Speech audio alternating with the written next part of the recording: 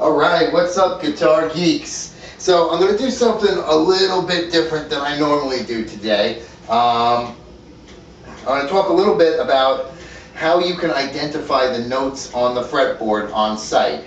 And just to start out, this lesson, this discussion, if you will, is largely for beginning and intermediate players. If you're a player that knows your open chords, you're learning your bar chords up the neck in both positions, and are just starting to branch out with with some leads, and are maybe getting a little frustrated with that, this lesson is for you. This is, as I said, to help you identify the notes on the fretboard, because then you understand where you should be playing over what chords.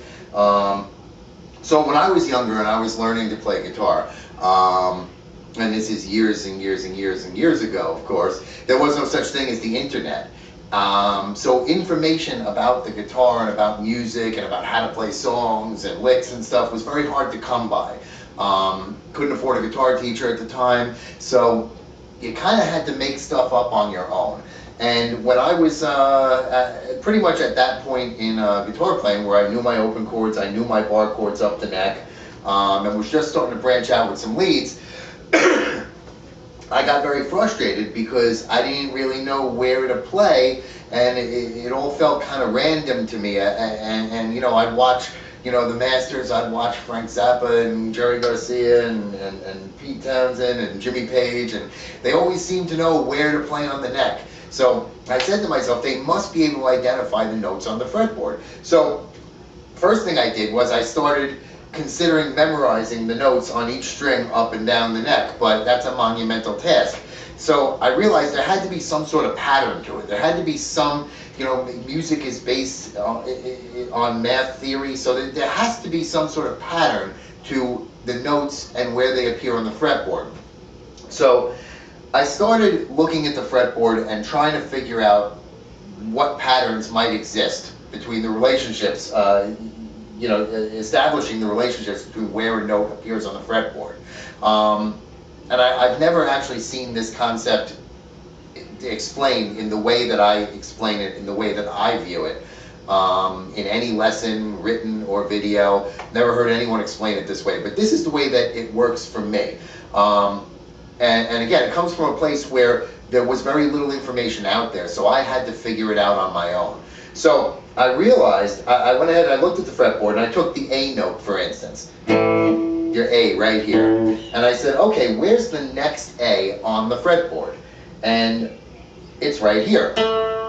So that relationship between the 6th string and the 4th string exists up and down the neck. If this is a B, that would be the 6th string, 7th fret. Then the next B would be on the 4th string, 8th fret. 9th fret rather, I'm sorry. It's always 9th fret, not 8th fret. So back to A, there it is. Now the way this works is that whatever note you're on the 6th fret, whatever fret it's at, the corresponding note is on the 4th string 2 frets up. So a G from the 3rd fret on the 6th string, the next G on the 4th string would be up at the 5th fret, 3rd to 5. And it works all the way up. Any fret it works at. And if you pluck those two together, you hear that they're octaves of one another. So that works from the 6th string to the 4th string. The same pattern works on the 5th string, and its corresponding relationship is on the 3rd string. So again, if an A note is 6th string, 5th fret, then the A note on the 4th string is going to be up at the 7th fret.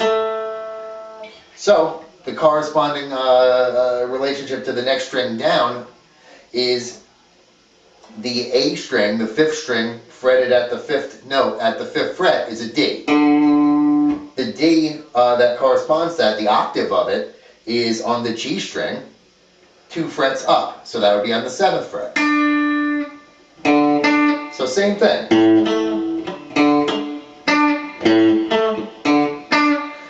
And again, this works all the way up and down the neck. For instance, the 5th string fretted at the 7th fret is an E. So the corresponding note on the G string is 2 frets up at the 9th. And there's your E.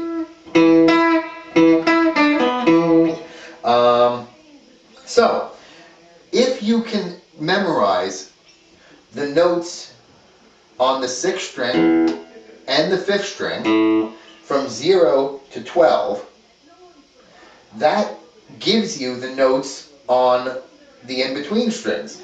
That gives you the notes on the 4th and the 3rd string. Because again, if you know that this is an A, well, you know this is an A.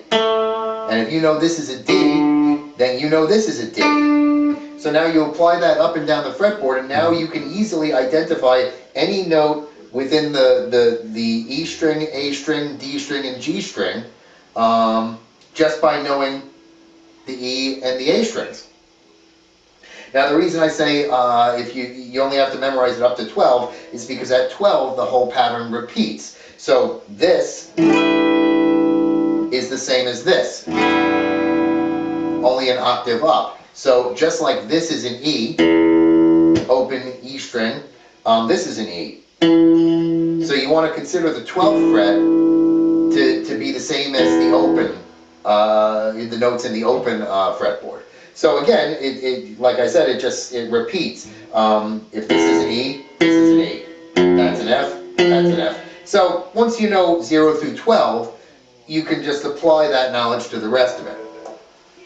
Now, we are able to identify any note on the E string, A string, D string, and G string just by looking at the notes on the E and the A string and the corresponding relationship. But now we have the B string and the E string to deal with. So the way that works is, let's stick with the A. So we know that this is an A on the 5th fret, 6th string. We know that this is an A, 4th fret, 4th string rather, 7th fret. So where's the A on the B string? Because each of these patterns jumps a string. So here's your A on the 4th, on the D string, 7th fret. So the A on the B string is there. It's up on the 10th fret. So while it's a 2 fret jump from the 6th string to the 4th string, from the 4th string to the 2nd string, it's a 3 string jump, a 3 fret jump. So here it is. And again, if I go, here's your B, that's a B, that's a B. So there's your B. And would you look at that? The B happens to be the 12th fret, 2nd string, just like the open one. All right, video edit. So we got the notes on the B string. So now the only one left to figure out is the notes on the high E string. Now using the pattern that I'm talking about, the whole concept of jumping strings and moving up frets, it would come off the G string. So sticking at the 5th fret, if this is a D, A string at the 5th fret, then the G string at the 7th fret is a D. So in order to find out where the D note is on the E string, we're going to go up 3 frets, just like we did with the B string. So from 7, it's 8, 9, 10. So there it is. Now, of course, the notes on the E string are the same as the notes on the low E string. The high E string and the low E string are the same. So if you know this is an A, you know that's an A. And if you know that's a B, you know that's a B. But the pattern works as well.